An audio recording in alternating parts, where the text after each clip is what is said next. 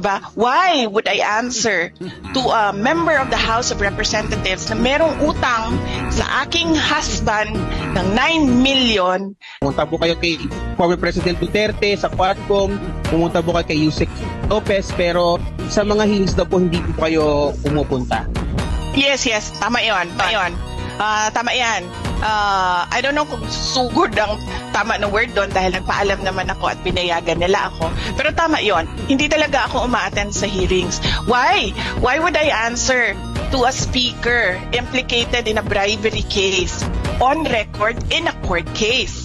Why would I answer to a member of hanggang ngayon, hindi ko alam bakit member pa ito ng House of Representatives, convicted of child abuse, taking IP children doon sa amin sa Davao City, dadalhin sa Manila. Diba? Why would I answer to a member of the House of Representatives na merong utang sa aking husband ng 9 million dahil sa isang case?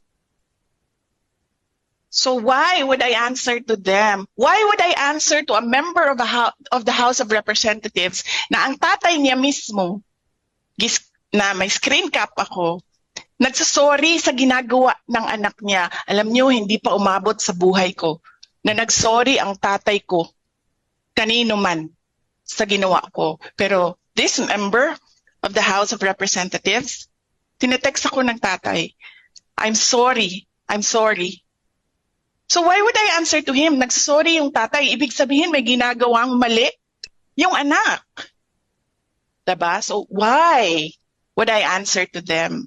I will be here for President Duterte, but I will not